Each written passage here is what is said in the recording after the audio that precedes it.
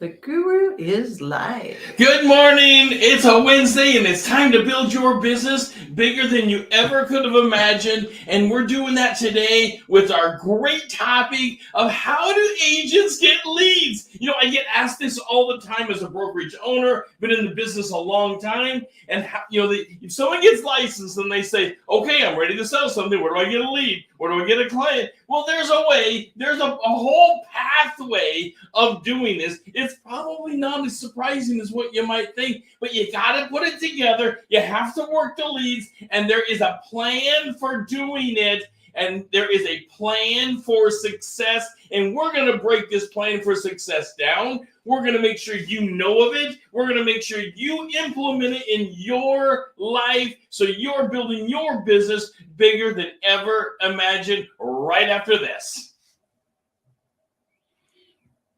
So, Rod, what does it mean? 7 minutes to a new career. Well, it's 7 minutes. We can have a cup of coffee. We can talk career goals and how we're going to help you make the biggest career move in your life. That's right. There's a lot of things that Mountain Hood Realty has to offer, and Rod is a ball of energy. I love the career, and I want to share with you my passion for building your business bigger than you ever thought it could be.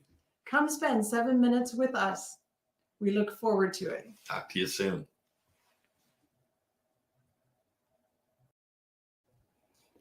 The guru is back. Okay, here we go. Let's get right into it. Sphere. You've all heard of Sphere. Well, I think let's take a moment and say, let's say you haven't heard of Sphere. Well, the Sphere are your friends. They are your family. Yes, there's a reason why everyone says make a list of your family, because they're the most likely people you're going to sell to early on. In fact, they consistently are the most likely people, friends and family and colleagues that are internal to you. They are the most likely people that you're going to sell to. All right, let's break down Sphere, because Sphere is a big concept. Let's break it down to internal and external stakeholders. What do we mean by stakeholder? I'm not talking about going to the barbecue pit and eating a steak. We're talking internal and external stakeholders. These are the people that internal you have a relationship with. You know of them. You talk to them regularly. They're family. You rely upon them. They rely upon you. These are your close associates. Think about a dartboard. That dartboard, has that bullseye in the middle. The closer you are to the bullseye, the more internal someone is to you. And the closer you are to the bullseye, the more likely you are that you're going to be the one that they think about when they think about buying a home, when that whole topic comes up. Now, what is external? External analysis of stakeholders really depends upon where you're at and what positioning you're in. Everything is external to the bullseye, right? I mean, everything. But you don't have to be in the bullseye to have a relationship. You probably need to be somewhere halfway. Think about the whole dartboard. You need to be kind of that halfway point to be getting good points. Scoring real well. Remember how to play darts. You score better the closer in that you get. There's better points in there. Okay, same thing with stakeholder analysis. Now, external stakeholders, when you get out there far enough towards the edge of the dartboard, these are people that know you, but they're not thinking of you all the time. They know of you, but you don't have a relationship with them yet. And that's okay. These are people you need to have on your sphere. I like to use the concept of the top 30.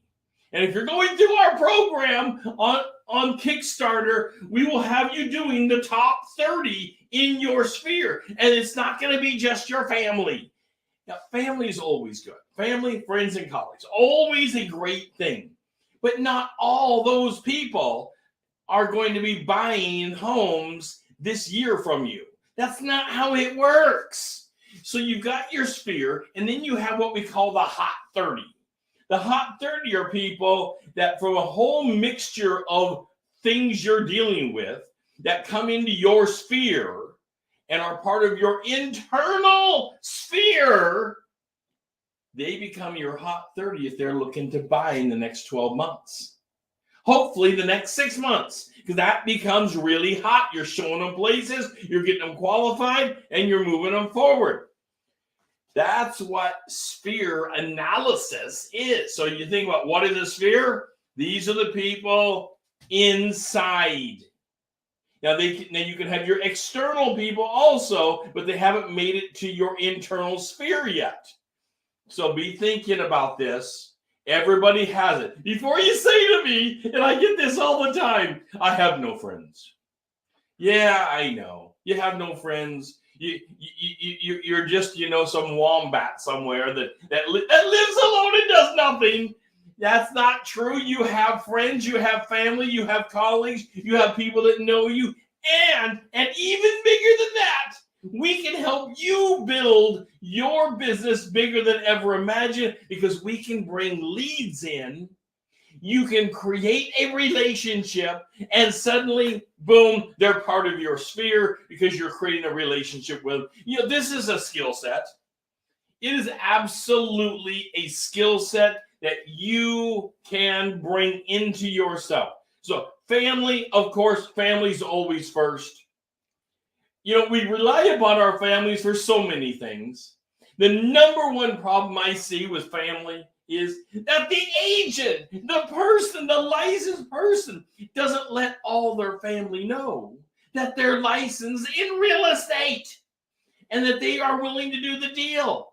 I can't tell you how many times someone comes to me and says, well, I can't believe it that Uncle Bob bought from somebody else.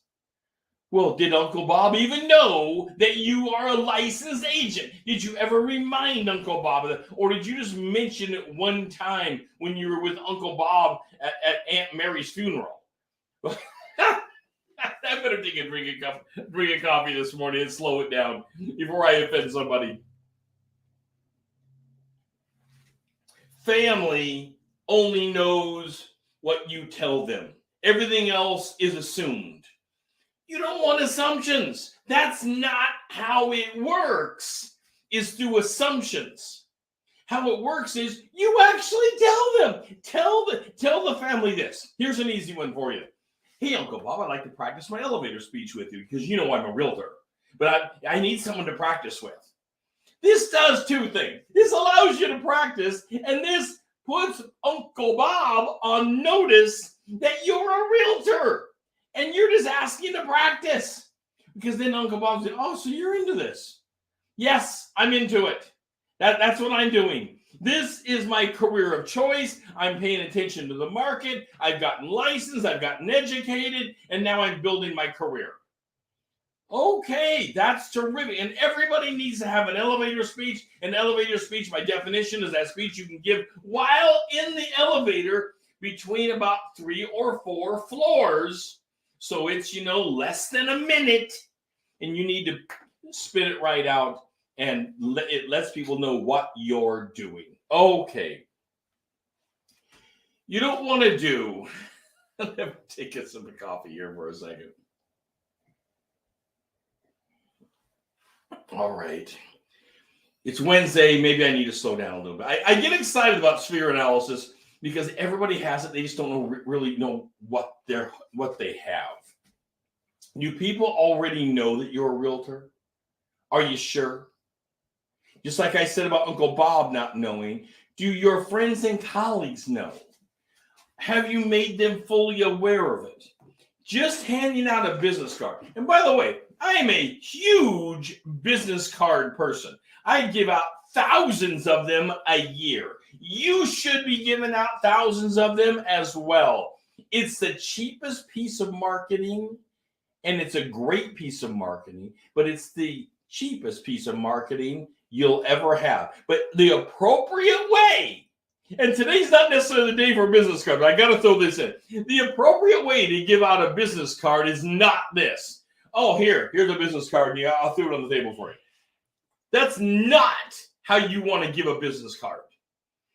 You want to hand the person the business card facing towards them so they can see the name and say, here's my business card. I would love to have one of yours when you have it available. So you're exchanging information and you're showing the person the business card. You're introducing yourself. I don't care if it's family, a cousin, a third cousin. Take a look at the table of consanguinity and see how far out they are. I don't care how far out they are. You present the business card to them so that they know what you're doing. Okay. How does family ever help the situation? Family helps in multiple ways, but let me lay out two of them for you right quick this morning. Number one, family might want to buy something in the next year. That's possible. Often not, but it's possible. But family also knows other people. People know people. Come on. This is a business of relationship. Why do you think Facebook actually works? Facebook works because people know people. By the way, I was just contacted by a childhood friend. And if you're out there, by the way, Bruce, hey, giving you a shout out. I hadn't talked to him in 49 years. I met him 50 years ago, and we hadn't spoken in 49 years. But this is how social media works. People know people, people track people down, and it's so much easier now with things like social media.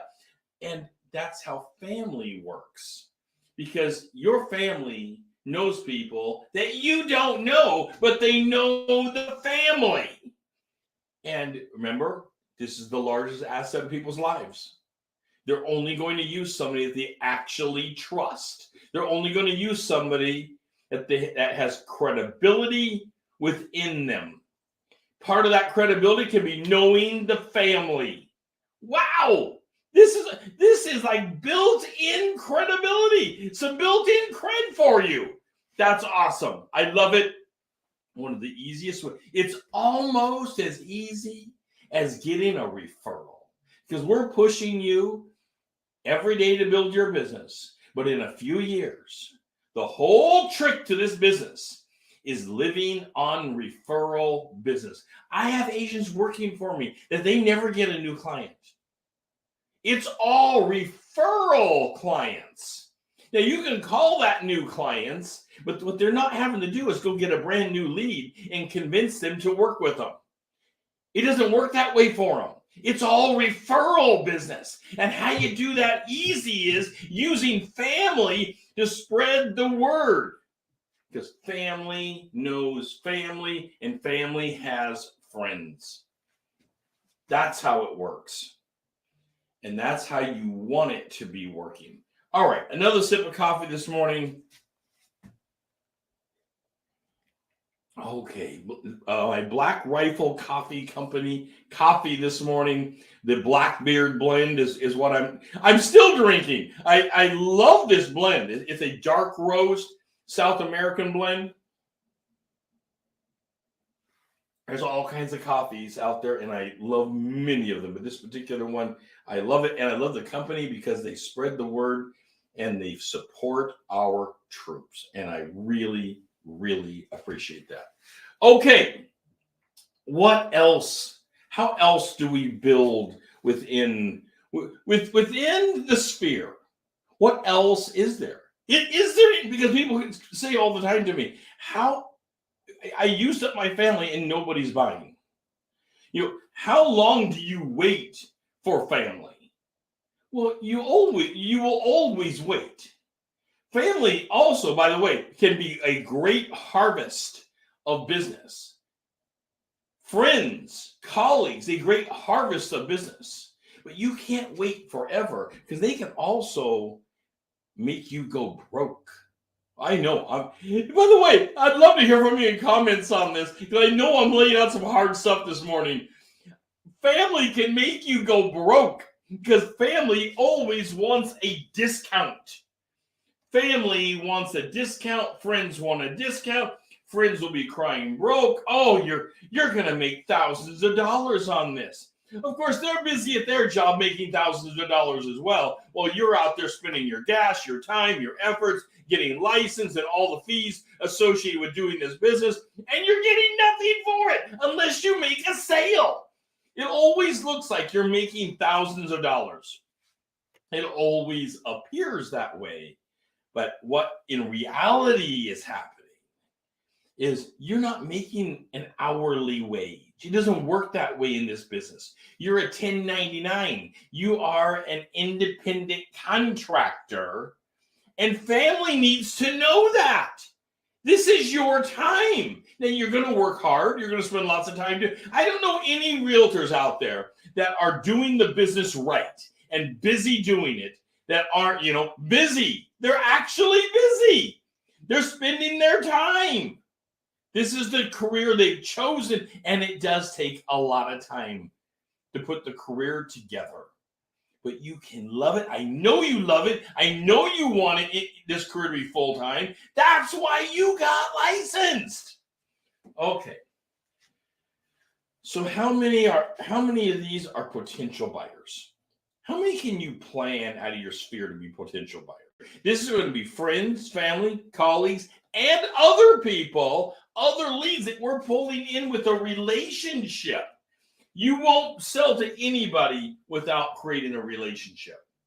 Over the, lots of years I've been doing this, I can count on one hand the people who have contacted me and said, I don't know you. Would you write an offer on this house for me now? There have been the occasional few. There is the handful of you people over the years that have contacted me out of nowhere and said, I'm interested in that house. Would you write an offer for it? And of those handful that happened, it's even about half of those, which are about 3, that it actually turned out to be something. And I eventually had a relationship with them because that's how the business works. So friends, first is family. Second is friends. Of course, colleagues and other associates come. Remember, we're doing the bullseye. Family is the closest in. Occasionally, a friend can get to that bullseye as well because friends are important. Friends are also, though, close in. You have the relationship with them. You're talking to them all the time. The same questions apply to friends. Same things. When are you going to buy? What are your resources? You've got to know that I'm licensed. I'm here for you. You've given them the business card. You've done the elevator speech, and you're staying in front of them consistently and sending them home. The same criteria applies to all the categories, of course. Now, the further out someone is, you're not going to bug them in the same way that you do an internal sphere person. You wouldn't do that. It's going to be less because you're trying to pull them in and not make it appear that you're some weirdo. I'm going to get in trouble this morning for sure, but you don't want to be looking like you're some odd duck out there just bugging people and stalking them. You go to their Facebook site and you stalk them and say, hey, I seen you're doing this the other day. People find that to be odd. They don't want that. So the first thing you want to know about your sphere, to make them part of your top 30, it's a simple question. Can they afford to buy something? Can they actually afford to buy a home? And if they can afford to buy, in what manner can they afford to buy and how much? What financing plan? Who's going to finance? Is it a bank? Is it a friend? Is it family? Is it cash? You don't care. Everyone thinks that we want cash buyers. I never have cared. I don't know if you do or not. I'd like to hear from you in the comments. Do you care if someone's cash or not? I don't care because I get paid the same thing, no matter. The seller, I've often told sellers, why do you care? At the end of the day, you're getting your money. That's a different show, different topic for sure. Let me get back on point here. So you want to make sure that they get qualified and that they are thinking about the process. You should have documents that help them think about the buying process because it's a tough process. And you are bringing your sphere up to speed along with you. So you're dragging them along. Remember, you're the professional. You're the licensed one. Where do leads come from? This is where they come from. You are helping them negotiate the process of buying a home. You're the professional. You're the one that understands the process. And where do leads come from? They come from your sphere, your friends, your colleagues, people that were leads that now you have a relationship with, and now they are part of your top 30. That's where they come from. They don't come just dropping like rain on you. That's not where leads come from. That's somebody else's. Now, of course, with advertisement and spreading the word, you can grow your sphere substantially. And that growing will always be feeding your top 30. Your top 30 just gets hotter and hotter. First, I say it's the top 30 people that's going to buy in the next year. You want to try to fill that sphere with the top 30 it's going to buy in the next year. Then it's after you build it enough, you're going to have the top 30 that's going to buy in the first 6 months. And then it's the first, and then you have the top 30 that's buying in the 3 months or imminent. It becomes the imminent top 30. That's where we're at. We've been doing this a long time. We have the imminent top 30. But that takes a while to get there. We can get you there. We can build a 6-digit income. Yeah, that's over $100,000. We can get you there. It takes a little time, like any career does. I'm an attorney. You don't just walk out of law school and have a career. It takes time. An accountant just doesn't walk out after becoming licensed and instantly have a business. That people tend to think that, by the way. That is not how it works. You don't have an instant built-in. You have to go and work it. And you are a professional just like these other careers. And you have to be working on building your sphere to get it there. Friends and family is where it all starts. No matter where you go, people are going to say, list your friends and family. Now, you're not going to just say, hand them a list. The list is for you. It's not for them. They're having you listed so that you can do an analysis of who's in your top 30. And they can call it the top 10, the top 20. I don't care what you call it. I call it the top 30. Because I want at least 30 people always in my top sphere that I'm working with. I'm sending videos, I'm sending emails, I'm sending text messages, and I'm calling. And I'm sending houses regularly to these people. I'm sending more than that. It's bigger than that. But those people are hearing from me all the time. So what now? Where do we go from here? Well, you start, how do you get more leads into your pipeline? How do you get more people? Remember that social media thing out there? It's huge. 1 in every 2 people on the planet are on social media. Do you need more leads than that? I kind of doubt it. None of us need more than that. You can start harvesting from there. Or, and I know people who don't want to do social media. They want to do the old-fashioned face-to-face. They go to chamber meetings. They go to other clubs, and they network theirself. You know what networking isn't? Networking is not that process of going to a party and drinking. That is bad networking. This is not the show to talk all about networking, but we are talking about sphere and growing your business with leads. And bad networking is going to a party and drinking. Going to a party and actually partying. You need to go to a party and network, and that means you are meeting people and having discussions and doing your elevator speech and becoming memorable in a business way, not a party way. There's a whole process to how to go and network a room and work the room.